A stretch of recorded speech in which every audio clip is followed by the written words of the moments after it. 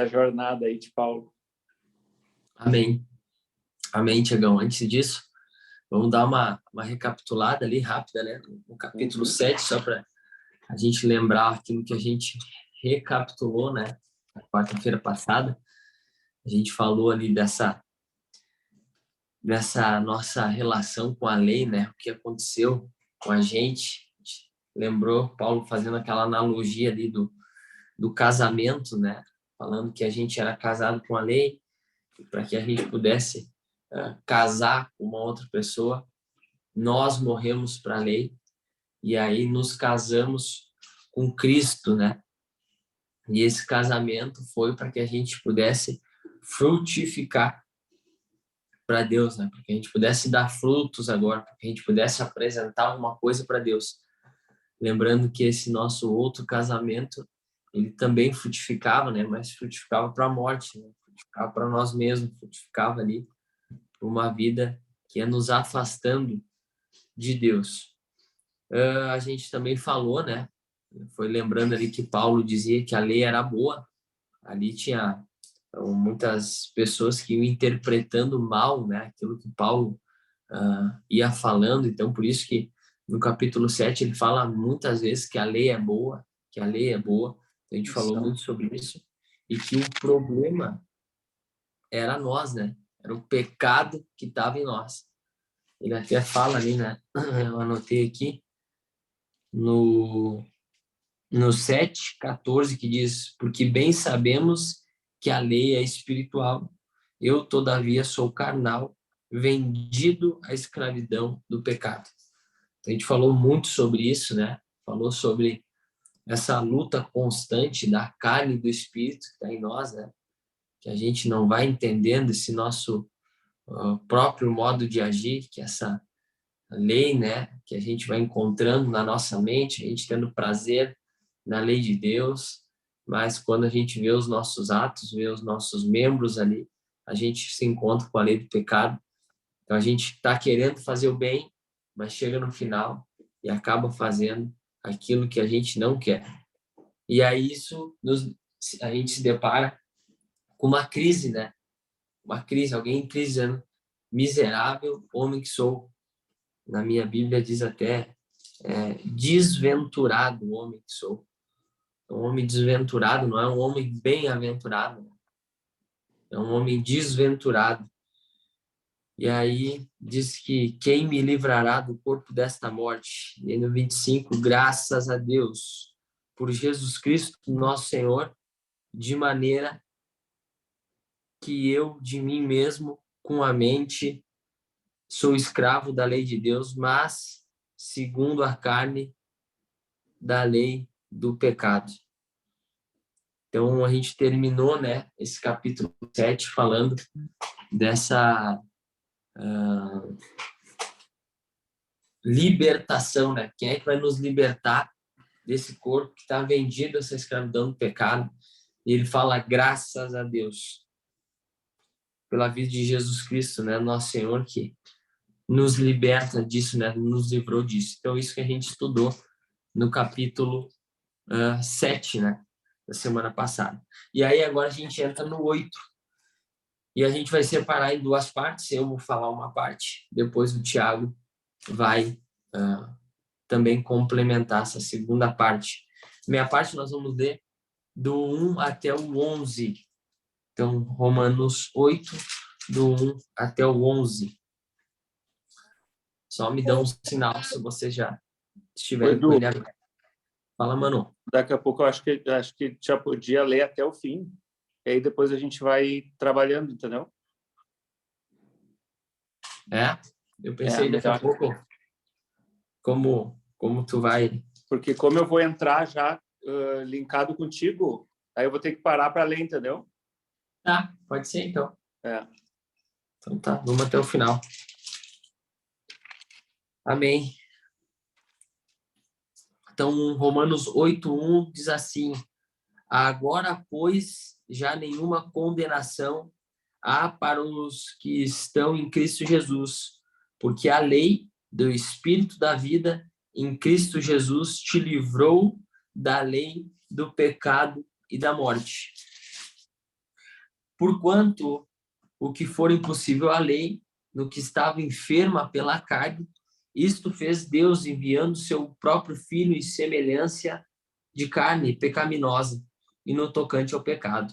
E, com efeito, condenou Deus na carne o pecado, a fim de que o preceito da lei se cumprisse em nós, que não andamos segundo a carne, mas segundo o Espírito. Porque os que se inclinam para a carne cogitam das coisas da carne, mas os que se inclinam para o Espírito das coisas do Espírito. Porque o pendor da carne dá para a morte, mas o do Espírito para a vida e paz. Por isso, o pendor da carne é inimizade contra Deus, pois não está sujeito à lei de Deus, nem mesmo pode estar. Portanto, os que estão na carne não podem agradar a Deus. Vós, porém, não estáis na carne, mas no Espírito, se, de fato, o Espírito de Deus habita em vós. E, se alguém não tem o Espírito de Cristo, esse tal não é dele. Se, porém, Cristo está em vós, o corpo, na verdade, está morto por causa do pecado, mas o Espírito é vida, por causa da justiça. Se habita em vós o Espírito daquele que ressuscitou a Jesus dentre os mortos, esse mesmo que ressuscitou a Cristo Jesus dentre os mortos, vivificará também o vosso corpo mortal, por meio do seu Espírito que em vós habita. Assim, pois, irmãos, somos devedores não à carne, como se constrangidos a viver segundo a carne. Porque, se viverdes segundo a carne, caminhais para a morte. Mas, se pelo Espírito mortificardes os feitos do corpo, certamente vivereis. Pois todos os que são guiados pelo Espírito de Deus são filhos de Deus. Porque não recebestes o espírito de escravidão para viverdes outra vez atemorizados, mas recebestes o espírito de adoção, baseados no qual clamamos, Abba, Pai. O próprio Espírito testifica com o nosso espírito que somos filhos de Deus. Ora, se somos filhos, somos também herdeiros, herdeiros de Deus e co-herdeiros com Cristo. Se com ele sofremos, também com ele seremos glorificados. Porque para mim, tenho por certo que os sofrimentos do tempo presente não podem ser comparados com a glória a ser revelada em nós. A ardente expectativa da criação aguarda a revelação dos filhos de Deus, pois a criação está sujeita à vaidade, não voluntariamente, mas por causa daquele que a sujeitou. Na esperança de que a própria criação será redimida do cativeiro da corrupção para a liberdade da glória dos filhos de Deus, porque sabemos que toda a criação, a um só tempo, geme e suporta angústias até agora. E não somente ela, mas também nós, que temos as primícias do Espírito. Igualmente gememos em nosso íntimo, aguardando a adoção de filhos, a redenção do nosso corpo. Porque na esperança fomos salvos.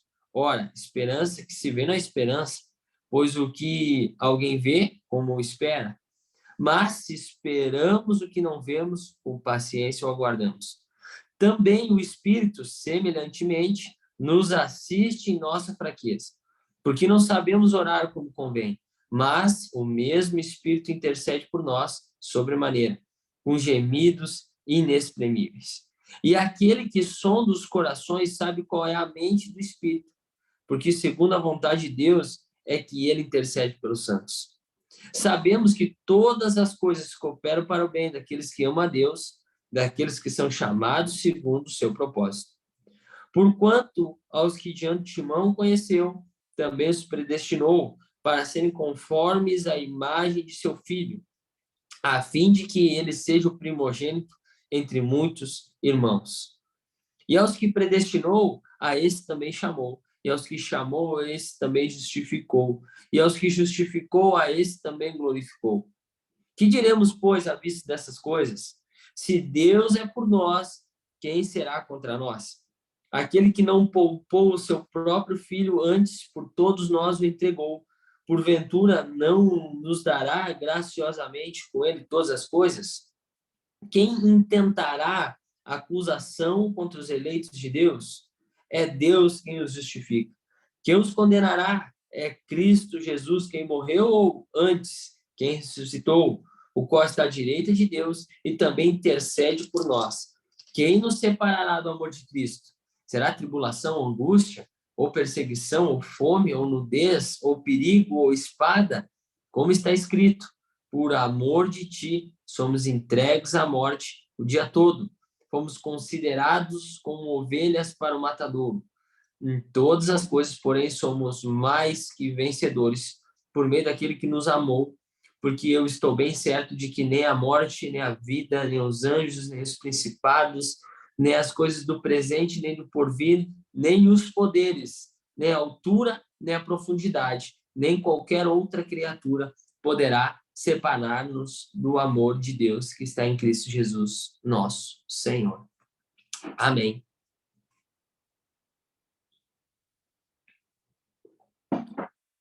Graças a Deus. Então, o que eu queria trazer para a gente pensar aqui hoje, essa primeira parte, é sobre agora,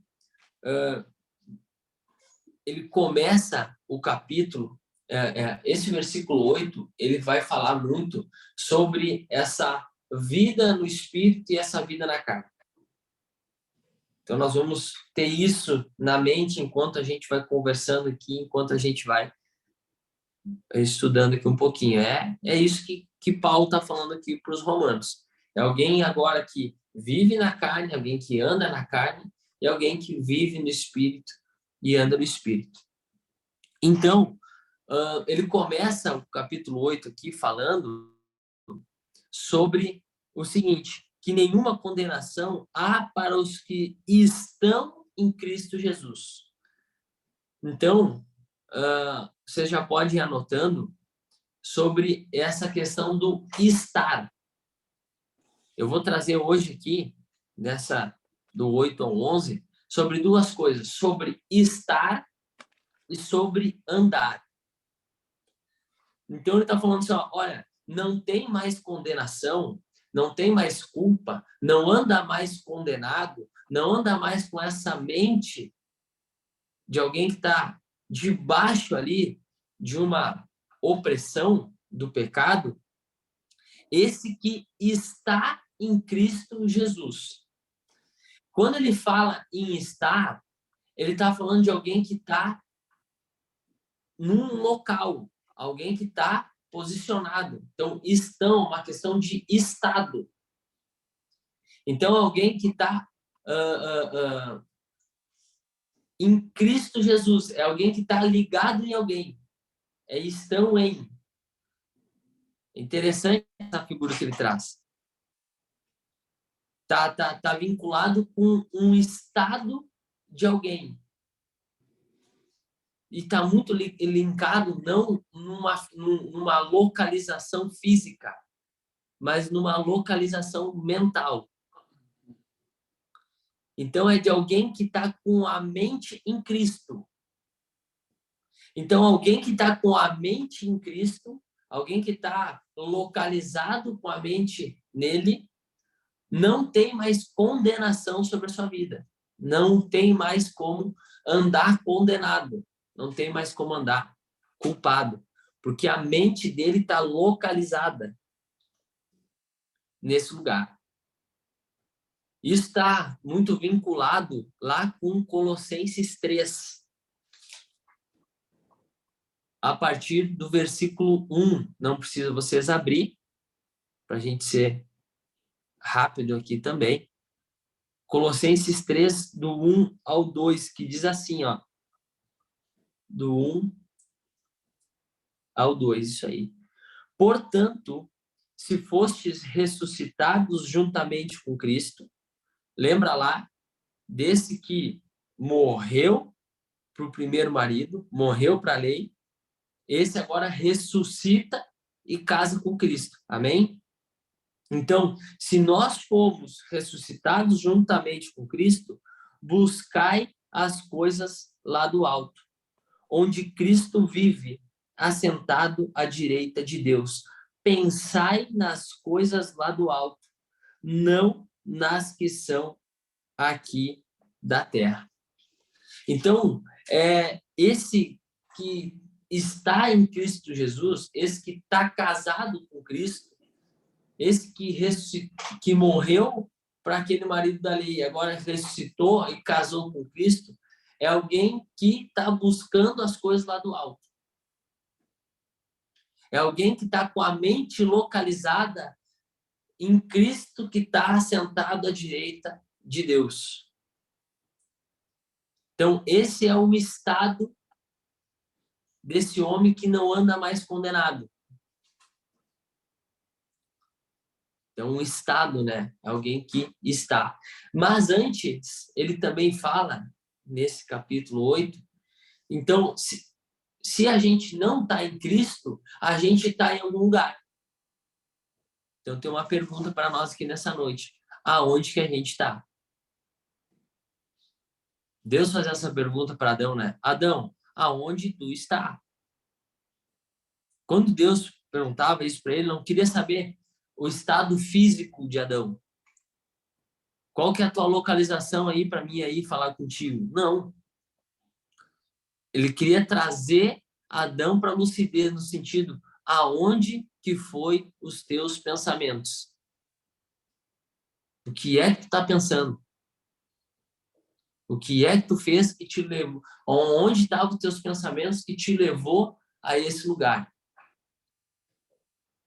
Então, esse que não está em Deus, a localização dele é que ele está na carne. Isso está lá no versículo 8 de Romanos aqui. Então, ele fala assim, ó, portanto, os que estão na carne não podem agradar a Deus. Então, esse primeiro estado da gente estar na carne era aquele primeiro momento em que a gente não conhecia o Senhor, que a gente vivia ali nas nossas concupiscências, nos nossos desejos, nos nossos próprios pensamentos, na força do nosso braço. Então, esse é o primeiro estado nosso. É assim que Deus nos encontra. E aí, ele nos encontrando aqui, agora ele quer nos levar para um outro lugar. Que fala lá em Colossenses 1, Tiago.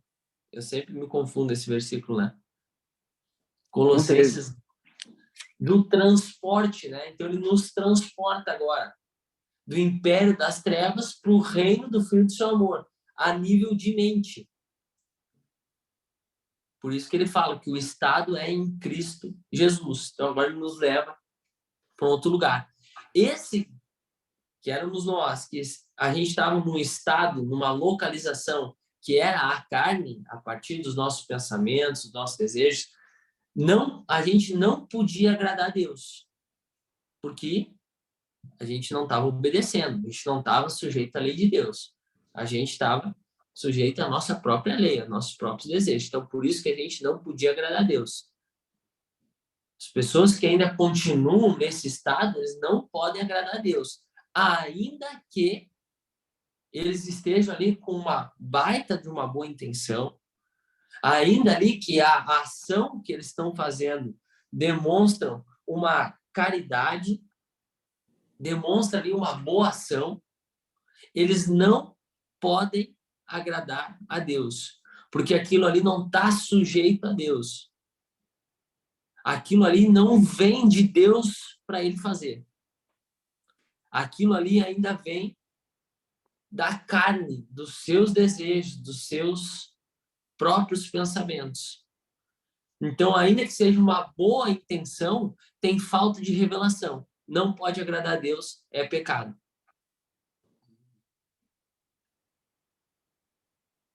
Então, esse é o estado.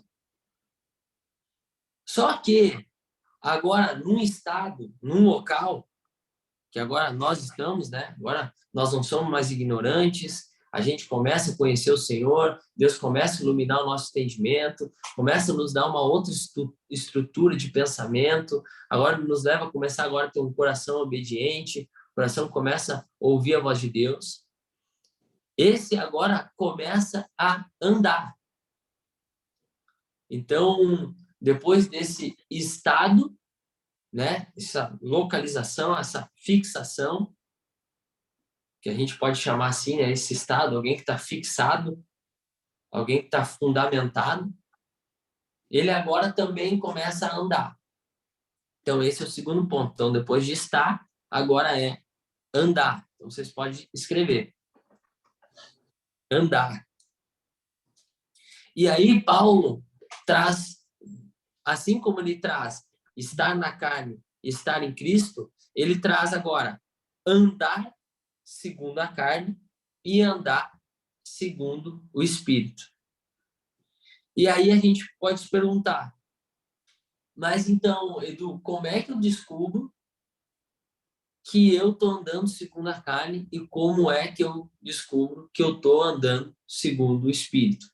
Isso pode ser uma dúvida constante, né, do nosso coração. Como que eu descubro isso? Ou a gente pode se perguntar, então, agora eu só ando segundo a carne se o estado que eu tiver é a carne, ou eu posso andar segundo a carne quando o meu estado é em Cristo Jesus? Eu lembro sempre daquela passagem lá em Gálatas, que ele fala que os irmãos começaram no Espírito e terminaram na carne. Então, esse é a primeira coisa que a gente pode ter na mente, né? Que mesmo eu estando em Cristo Jesus, mesmo ali eu ouvindo a voz dele, eu querendo ali saber, ter uma revelação de Deus para mim andar agora, eu posso estar andando segundo a carne. Andar segundo a carne, a gente pode anotar, eu anotei aqui, que é andar buscando seus próprios benefícios, que é andar buscando seus próprios prazeres, andar buscando seus próprios interesses. Então, é alguém que ainda se movimenta para se beneficiar, ainda que aquilo seja uma obediência à voz de Deus. Então, mas é ainda alguém que está ainda que está obedecendo a Deus, está buscando seus próprios interesses, seus próprios benefícios, está ainda buscando se gloriar. E aí eu lembrei de uma passagem lá em Jeremias 9, 23, que traz três pontos que a gente pode pensar para a gente se avaliar se a gente não está andando segundo a carne, mesmo que o nosso estado hoje já seja, né, alguém que está ligado, fixado em Cristo Jesus. Jeremias 9, 23 diz assim, ó, assim diz o Senhor, não se glorie o sábio na sua sabedoria, nem o forte na sua força, nem o rico nas suas riquezas. Então, alguém que está andando segundo a carne é alguém que ainda está se gloriando em si mesmo. Então, é alguém ainda que se gloria nas suas próprias virtudes. É alguém que Deus dá uma sabedoria para ele e ele se gloria na sua própria sabedoria, no seu próprio entendimento. Alguém que sabe muito, tem um conhecimento, Deus dá uma graça, né? Lê muito, né? Daqui a pouco fala ali muitas línguas. Alguém que é muito inteligente, alguém que tem uma eloquência, alguém que fala muito bem, alguém que sabe se expor. Aquilo ali, ainda que seja de Deus, ele pode estar se gloriando em si mesmo, na sua sabedoria. Segundo ponto, ele fala nem o forte na sua força. Então, esse que tem força, né? Força para fazer as coisas, força física, força, ele pode estar se gloriando em si mesmo. E depois, ele traz o rico nas suas riquezas. Então, ele traz ali esse que tem muito, né? O rico nesse sentido. Aquele que tem muito de alguma coisa pode estar se gloriando, no sentido de estar se fundamentando, no sentido de estar voltando de novo seu coração para esse lugar do estado da carne, né? Mesmo que aquilo ali tenha vindo de Deus para a sua vida.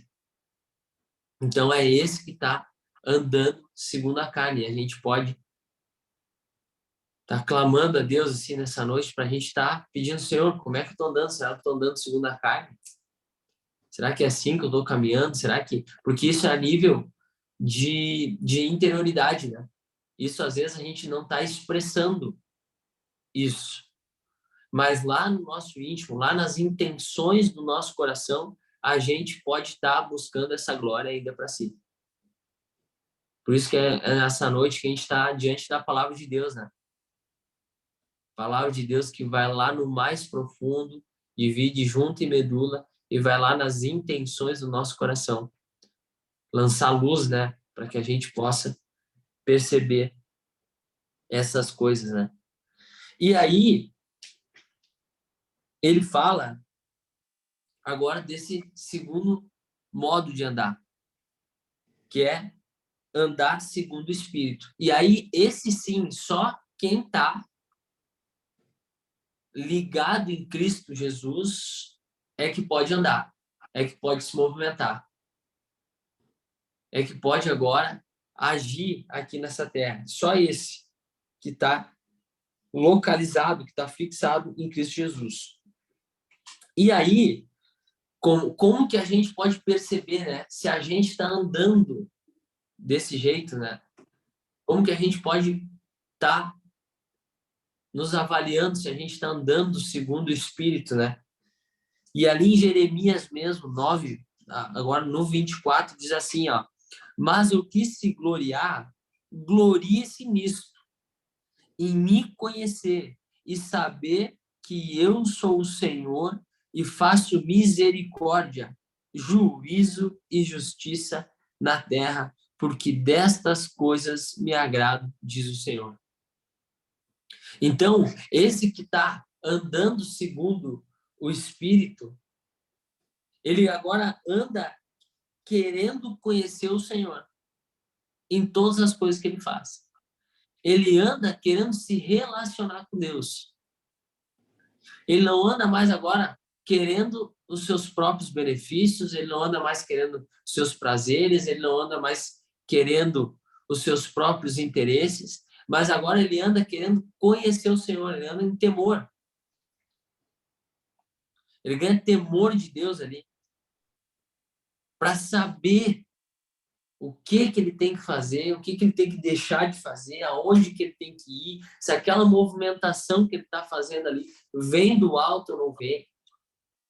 Ele começa a ganhar temor de Deus para saber como é que ele está andando. E aí, ali em Filipenses 2:19 também, para encerrar minha parte, Tiago, desse está andando segundo o Espírito, né? Está sendo impulsionado pelo Espírito Santo, que é alguém que não está mais buscando seus interesses. Eu lembrei da vida de Timóteo, Paulo falando de Timóteo, que diz assim: espero, porém, no Senhor Jesus, mandar-vos Timóteo o mais breve possível, a fim de que eu me sinta animado também, tendo conhecimento da vossa situação. Porque a ninguém tenho de igual sentimento que, sinceramente, cuide dos vossos interesses, pois todos eles buscam o que é seu próprio e não o que é de Cristo Jesus. Então, esse que anda segundo o Espírito, ele está buscando agora os interesses de Cristo Jesus. E os interesses de Cristo Jesus é alguém que agora começa a cuidar dos interesses dos outros. É alguém que agora se sente tão completo. É esse que recebe, né? Depois o Tiago vai trazer para nós essa adoção de filho. Agora ele recebe essa herança. Agora ele recebe essa plenitude. Agora ele recebe essa porção da adoção na sua vida. E isso dá uma sensação para ele que ele tem tudo. Só que essa herança, ele não usa de uma forma libertina. Ele não usa de qualquer jeito, ele não sai gastando, ele não sai segundo a carne. Ele sai segundo o Espírito, com temor, para saber o que ele faz com essa herança. Como que ele desenvolve essa herança nas relações. E aí ele começa ali a entregar essa herança para os outros. Ele não usa essa herança para si mesmo. Esse que ainda que está em Cristo Jesus, que sabe que tem uma herança, mas que ainda está usando ela com benefício próprio, ainda usa ela para se preservar, ainda usa ela para se prevenir de algumas coisas, esse ainda está andando segundo a carne, né? Mas esse que entende a responsabilidade que está nas suas mãos de desenvolver essa herança, dessa adoção, ele agora ganha temor de Deus para saber como que ele tem que andar. E aí ele anda segundo o Espírito. Esse que anda segundo o Espírito diz que ele ganha vida, diz que o resultado, diz que o fruto disso é vida e paz. Lá em Romanos 5 a gente estudou essa paz com Deus. Ele ganha uma paz com Deus. Ele anda em paz, ele anda em vida e vida em abundância. Ele também vai exalando isso, né? Na sociedade, nas relações, na vida das pessoas. Então, isso que eu fiquei refletindo aí, Thiago, sobre o estar e também sobre o andar, né? Na carne e no espírito. Amém, muito bom. Muito bom. E se a gente for pensar assim, em tudo que a gente já estudou até hoje, dessa carta de Paulo aos Romanos, é todo um processo, né, que aconteceu. Se a gente for pensar lá desde o primeiro capítulo, a gente passou pela perdição, vocês têm aí anotado, né? A gente passou pela justificação pela fé, que não é por obras, a gente passou pela santificação, né? Que aí vem a primeira parte, aquela parte que o homem venceu o pecado, né? A segunda parte é o homem liberto da lei, que foi o que o Edu trouxe, né? Porque esse início de Romanos 8 aqui é como se Paulo agora esmiuçasse tudo que ele trouxe até agora, até o capítulo 8. Finalizando no 7, que o Edu muito bem leu ali. Vocês lembram a pergunta que ele fala? O Edu trouxe essa constatação nossa, né? Nós somos miseráveis, somos pecadores. Qual é a pergunta que ele traz? Quem me liberar desse corpo mortal? Dominado pelo pecado. Quem é que vai me libertar disso? E aí, ouvindo o Edu agora e estudando, a gente começa aquilo que a gente canta, aquilo que a gente direciona para o Senhor em louvor, parece que vai tomando outro significado, né, Vitor? Porque a gente achou que o liberta-me de mim, que o louvor estava só no 7, né? Mas aí a gente lendo o 8, vai chegar no final do 8, a gente vai ver que no final, quando diz assim, ó, e reina o espírito contra a carne, é essa vida de santidade no espírito que Paulo está falando aqui. Essa garantia da eternidade pelo espírito, por ter vencido, né, o pecado, ter vencido a lei e agora tá andando no espírito, né? E uma das coisas que a gente precisa pensar é esse processo até a gente chegar nessa mentalidade da carne e nessa mentalidade de Cristo. Porque ali o Edu trouxe a questão do verso 5, né? Que fala daqueles que são, na minha versão, não sei quem é que tem NVT aí, eu tô com a NVT, diz que aqueles que são dominados pela natureza humana pensam em coisas da natureza humana. Então, olha só, tu é dominado pela natureza humana, automaticamente os teus pensamentos já são voltados para a tua natureza humana. Mas os que são controlados pelo Espírito pensam em coisas que agradam o Espírito, que é Colossenses 3, que o Edu trouxe ali. Então, tem o processo de domínio, após esse domínio, né? Após esse envolvimento nosso com a nossa natureza humana, a gente começa a pensar segundo a natureza humana. E aí depois ele fala o seguinte: portanto, permitir que a natureza humana controle a mente de você, a mente, resulta em morte. Então, após tu pensar, vem o controle da tua mente.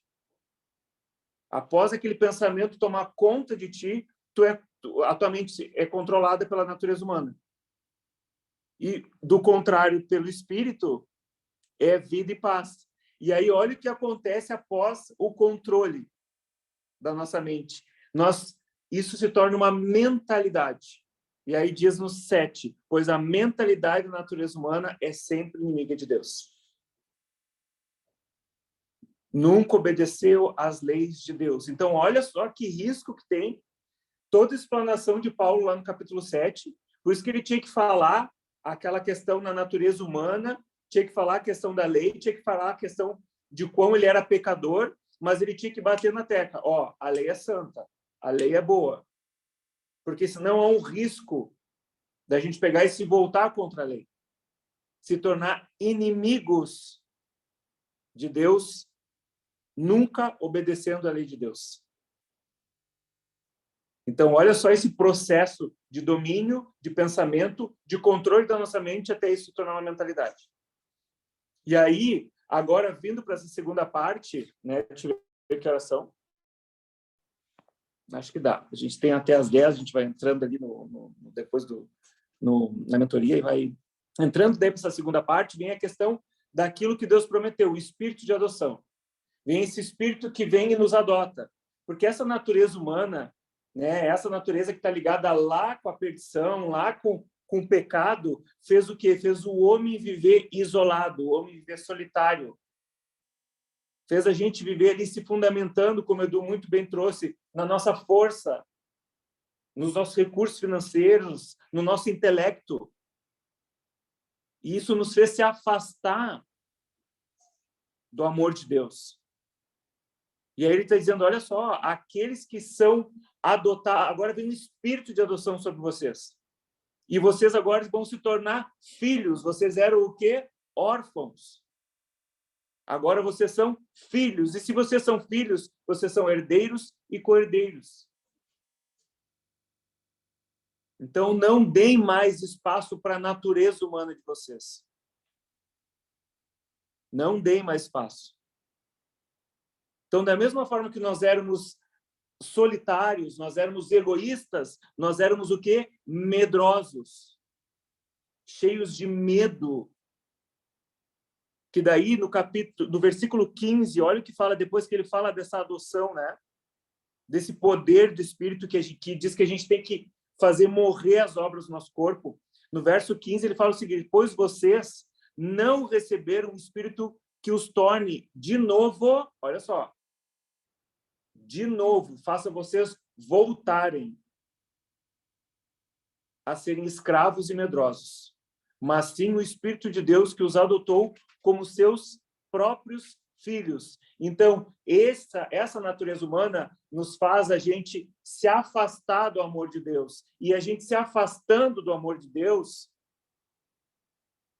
que é expressado na vida da família da fé, na vida da igreja, consequentemente, a gente está afastado do propósito que é se responsabilizar pela vida do outro, que é de amar o outro, de amar o próximo, de amar o nosso irmão. Porque a gente está andando com medo. Só que 1 João 4 fala que o perfeito amor lança fora o medo. Esse espírito de adoção veio sobre nós para que a gente viesse agora a ser encontrados como filhos de Deus. Não mais andando como a gente andava antes. Então, Paulo vem trazer, olha só, e essa é a forma que vocês têm que andar agora, se é que o Espírito está em vocês. Então, quando vem essa pergunta, Edu, quanto trouxe... Cadê o Edu? Passou para baixo. Quando traz essa pergunta, eu fiquei pensando, né? Será que a gente consegue refletir sobre a nossa caminhada? Será que a gente consegue perceber o quão essa exposição da nossa natureza humana, da nossa forma de andar, vem para a gente conhecer ela e saber que existe agora uma outra forma? uma outra maneira, uma outra mentalidade para a gente viver. Porque se não há mais condenação, não há mais culpa. Só que a gente, muitas vezes, começa a atrelar a questão da santidade com certo e errado. Não está relacionado a certo e errado. Está relacionado a expressar a vida de Deus a partir da nossa vida. Ou a gente expressa uma natureza humana, a carne, ou a gente expressa a vida de Deus, a paz. Ou a gente expressa medo, ou a gente expressa amor. O que a gente está expressando? E aí, como não está relacionado a certo e errado, se não der tempo para a gente finalizar, tá? A gente vai finalizar, a gente vai dar continuidade quarta que vem, que eu acho que não vai dar tempo, até para a gente poder conversar um pouquinho depois, mas eu acho que é importante a gente frisar bem essa parte, né, que fala dessa adoção. Se não está relacionado a certo e errado, por que ainda a gente entra em melancolia? Por que ainda a gente entra no lugar de vitimização? Por que ainda a gente, ao invés de estar em temor, e tremor, né, por saber da nossa total inabilidade, total incapacidade de fazer qualquer coisa, a gente anda com medo, a gente anda inseguro. Porque, querendo ou não, a gente está se fundamentando na nossa natureza humana. A gente acha que, em algum momento, a gente tinha condição de acertar. E aí, pela frustração, a gente estava conversando isso hoje de manhã, né, Samuel?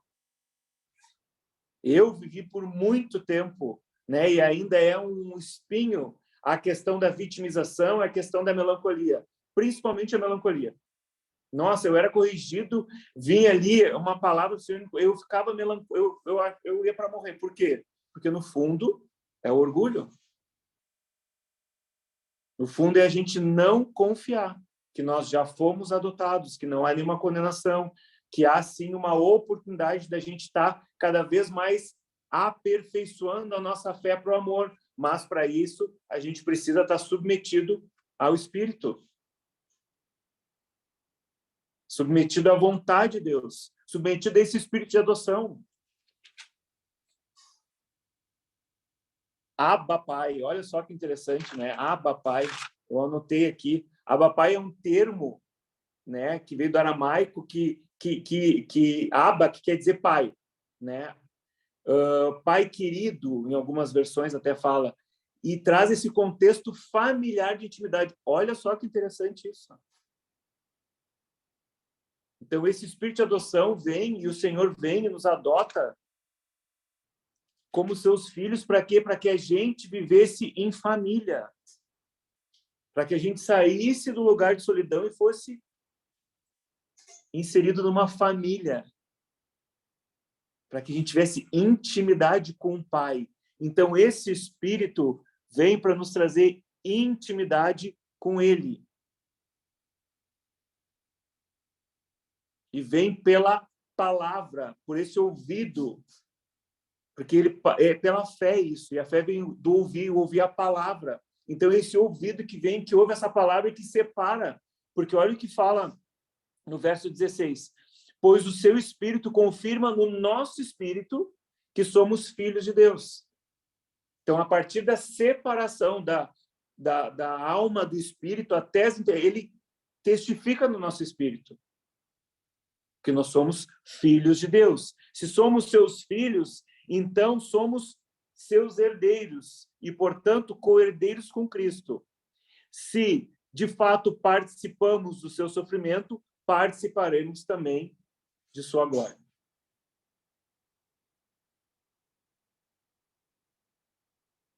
Então, há uma herança para nós. Nós somos herdeiros e co-herdeiros com Cristo. E aí, quando fala de sofrimento, já está linkando com a outra parte, que depois a gente vai trabalhar, que fala desses gemidos, dessa geração que está gemendo pela manifestação dos filhos de Deus, né? Mas eu acho que isso aí a gente vai trabalhar na quarta que vem, dando continuidade. Mas eu acho que era isso que a gente tinha que trabalhar nessa noite, né? A gente poder compreender, a gente não pegar isoladamente esse capítulo, mas a gente compreender tudo que Paulo está querendo dizer para esses irmãos aqui, querendo trazer a partir dessa santificação, dessa santidade no Espírito.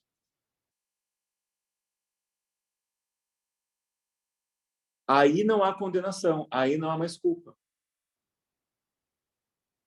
Então que a gente possa refletir sobre isso, né? O quão roubados desses lugares de intimidade, desse lugar de humildade, de submissão ao amor de Deus, ao Espírito dele, né? Acontece pela vitimização, pela melancolia, por essa natureza humana, pelos nossos próprios interesses. O quão a gente é roubado desses lugares. Uma vez eu ouvi, já finalizando para a gente abrir e poder conversar, uma vez eu ouvi que não importa tu estar errando no caminho certo. Não importa tu errar, se tu estiver no caminho certo. Agora, é muito delicado se tu estiver acertando no caminho errado. Então, não está relacionado a certo e errado. Não está. Está em a gente reconhecer essa guerra dentro de nós, da natureza humana, né? E agora esse espírito de adoção pela fé que nos alcançou. E hoje a gente tem condição de viver essa vida em santidade, de buscar, de mortificar a nossa carne. Se a gente pensar, irmãos, a gente sabe muito bem onde a gente cai. A gente sabe, a gente conhece a nossa natureza. A gente pode não conhecê-la plenamente, mas a gente sabe muito bem as nossas fragilidades. A gente sabe muito bem aonde a gente tem uma tendência a estar se voltando com muita facilidade, porque essa natureza humana nossa, né, é muito fácil a gente voltar. É muito fácil ela vir, dominar, a gente começar a pensar, esses pensamentos aí tomarem conta e virar isso uma mentalidade. Mas foi colocado um selo em nós, o selo do Espírito. Temos 3 minutinhos ainda. Eu quero só ir até Efésios, no capítulo 1, que é uma passagem que vai expressar não só essa parte que a gente falou, mas que vai expressar todo o capítulo 8. Quem já leu vai perceber, assim, eu vou estar lendo ali uns 11 versículos só para finalizar, para a gente poder entender o que Paulo fala sobre essa maravilhosa graça, sobre essa grandiosa graça, porque é a graça de Deus sobre nós. A partir do verso 3, Efésios 1, 3, acompanhem comigo. Todo louvor seja dado a Deus, o Pai de nosso Senhor Jesus Cristo, que nos abençoou em Cristo com todas as bênçãos espirituais nos domínios celestiais ou nas regiões celestiais. Então, nós já fomos abençoados, irmãos. Essa mente de Cristo nos dá a condição que nós já fomos abençoados. A gente não precisa sair atrás de bênção. Já fomos abençoados. É uma consciência. Mesmo antes de criar o mundo. Lembra que o Edu trouxe também a questão de como éramos? Então, ele traz aqui a questão da eternidade passada e eternidade futura. Na escola da base, a gente trabalhava muito isso. Ainda não está aqui nem a Aline. Com as crianças, uma linha do tempo. Eternidade passada e eternidade futura. Então, antes mesmo de criar o mundo, Deus nos amou e nos escolheu em Cristo para sermos santos e sem culpa diante dele, que é o que ele falou no verso 1. Então, ele nos chamou antes. Então, o que o Espírito traz a partir dessa adoção é aquilo que já foi pensado antes. Por isso que a gente tem que buscar santificação, buscar essa vida de santidade no Espírito. Ele nos predestinou para si, para nos adotar como filhos por meio de Jesus Cristo, conforme o bom propósito de sua vontade. Deus assim o fez para o louvor de sua graça gloriosa, que ele derramou sobre nós em seu Filho amado. Olha só. Ele é tão rico em graça que comprou nossa liberdade com o sangue de seu Filho e perdoou os nossos pecados. Quem me libertará desse corpo escravizado pelo pecado, como Paulo pergunta lá? Foi o sangue de Jesus Cristo. Fomos justificados. Generosamente derramou, nós estamos falando sobre isso, né? Estamos falando de Deus, generosamente derramou sua graça sobre nós e com ela toda a sabedoria e todo o entendimento. Não só o conhecer, mas o entender, o refletir, o compreender. Agora Deus nos revelou sua vontade secreta a respeito de Cristo. Isso é, o cumprimento do seu propósito, e o plano é este. No devido tempo, ele reunirá sob a autoridade de Cristo tudo que existe nos céus e na terra. O Edu falou, é a partir da revelação. A gente andando no Espírito, buscando essa santidade, a gente começa a vivenciar a revelação de Deus. Do quê? Da vontade dele, que é boa, perfeita e agradável. É essa mentalidade de Cristo que nos leva para esse lugar de vivenciar a vontade de Deus, que a gente vai ver na continuação do capítulo 8, que não tem nada que possa nos separar. É gerado convicção no nosso coração a partir disso. Além disso, em Cristo, nós nos tornamos herdeiros de Deus, pois ele nos predestinou conforme seu plano e faz que tudo ocorra de acordo com sua vontade. Também vamos ver aquele versículo muito conhecido.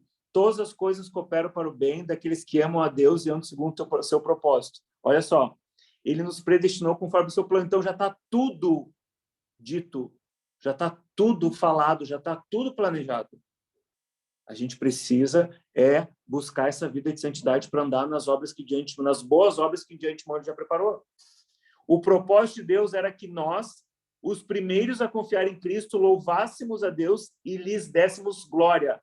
Agora vocês também ouviram a verdade, as boas novas da salvação. E quando creram, aquilo que eu falei da fé, em Cristo, ele colocou sobre vocês o selo do Espírito que foi prometido. O Espírito é a garantia de nossa herança até o dia em que Deus os resgatará como sua propriedade para o louvor de sua glória. É a garantia da nossa herança. Então, olha só, irmãos, como há uma garantia de algo que já foi dito, já foi escrito para nós. Antes da criação do mundo, antes, por isso que delimita muito aquilo que a gente trouxe aqui, a perdição, né? Toda essa caminhada, todo esse processo até chegar nessa vida em santidade no Espírito. Amém?